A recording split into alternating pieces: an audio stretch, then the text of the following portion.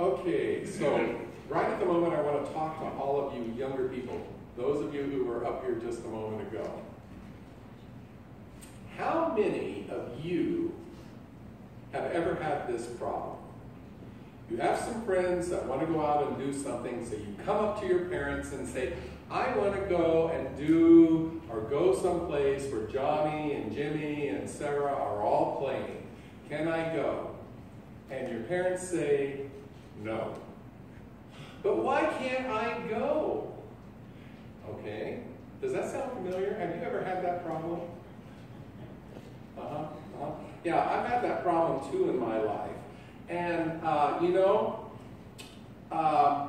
I would give these logical rebuttals to the objections that my parents were giving. And in a last-ditch effort, when I could not change their mind, and they were just never going to let me go, I would say something like this: well, all the other parents are letting them go, why can't I go? And that was usually followed by, I don't care what the other parents are doing, you're not going. Now, does that sound familiar? Have you had that work on you yet?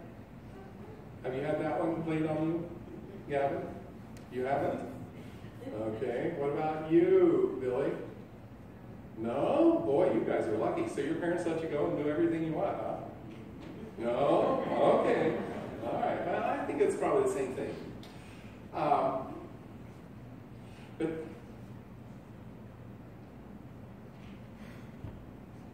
when they said, I don't care what the other parents are letting their kids do, you're not doing it, it usually was followed, now this was by my parents, with this other phrase: I suppose, Stephen, if your friends were all going to go and jump off a cliff, you'd go and join them and do that too, wouldn't you? Packed in that one little sentence was the whole topic of reasoning, of thinking through about your actions, of weighing the consequences of what would happen if you did this or the other. In that one sentence laid the difference between the use of knowledge and wisdom. Earlier this week, as I was perusing YouTube and the news feeds, I read a story that Queen Elizabeth II, who is the longest reigning monarch, this is her over 60 years now, there was a story about her. And what caught my eye is that she was the eldest daughter of George VI. She became queen when she was 25 years old. That's pretty young by my thought, to carry on such a heavy burden. But unlike Elizabeth's father, George VI, Elizabeth grew up knowing that she was going to be queen. And so everything that she had done in her life was geared to learn how to be a monarch. Now in this morning's text, we read about a young man who became king and felt that he was not prepared to do this. Not being the eldest son of King David, Solomon might very well have not been raised to know how to act and to speak like a king, to know when to talk and when to shut up, like his older brother would have been. But on King David's deathbed, he was appointed to become king, and his elder brother was overpassed. Solomon states that he doesn't know how to come and to go as a king. So in a dream, Solomon has a visit with God. God asks Solomon what would he like most as a gift from God, and Solomon replies that what he most needs as a king is wisdom, so that he might serve the people to the best of his ability. So why wisdom? Why not riches or prestige, or ask God for revenge against those who have wronged you? Well, possibly because as king, Solomon already possessed those things. He had the ability. He was now rich. He had the power to do things. What seems to be missing is that self-confidence that one needs to be in a leadership position. So the definition of wisdom is the ability to discern or to judge what is right, what is true, insightfulness, common sense, and good judgment. When asked by God, Solomon responds with, "So give your servant a discerning heart." Now, most Bible translations use the word mind in connection to wisdom, but I think that the word heart, which is in the NIV translation that we heard from, better describes the essence of wisdom. Our minds can think critically, but wisdom goes deeper than just critical thinking. It also involves feelings and intuitiveness, and these special attributes we tend to apply to the heart. Reverend Thomas Blair, who is pastor at Second Presbyterian Church in Baltimore, Maryland, says, "The marks of true wisdom have to do with the acknowledgement of our need, our want, and our emptiness." Our need, our want, and our emptiness. This is not an exercise in selfishness, he says, seeking a quick fix for a newly found need, but an open, honest, and long-term quest to be other-serving and not self-serving. It all goes back to one's alignment with God. That is, how our souls are aligned with what God wants and intends for us. Reverend Blair continues saying, people bring their own orienting systems into each new situation that they encounter, especially those that demand creative responses. An orienting system is made of our habits, our beliefs, relationships, and previous experiences. Some are positive resources, while others can be burdens. We access them in different ways. They are like deposits in the bank waiting to be withdrawn. When key events arise in our lives, both the resources and burdens of our orienting systems are called into action.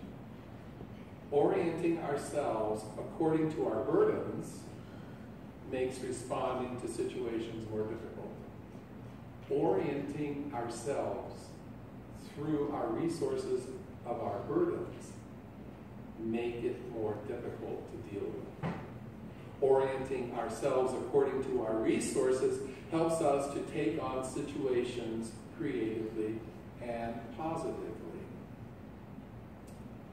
Of course, in order to bring out our best resources, we need to know both what they are and how to appreciate them, appropriate them for use in any given situation.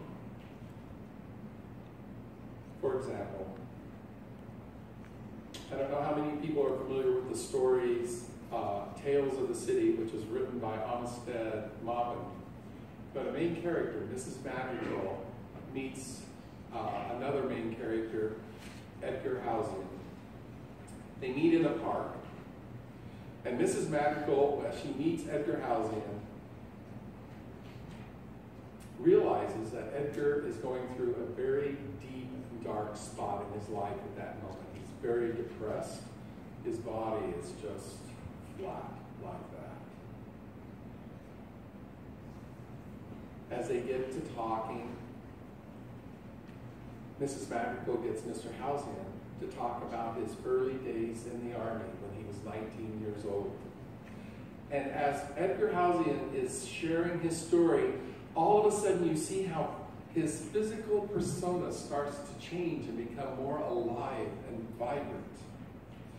And then Halcyon says to Mrs. Madrigal, "Why did you let me ramble on like this so much?" And her response to him was, "You don't seem very happy with who you are now. And you needed to remember who you were then." It is important for us to constantly stay in touch with our wisdom resource, those bank deposits of positive resources of earlier years. So now we're coming to midterm elections. And in each speech, the candidates will present all sorts of ideas and solutions for our state and our nation's troubles.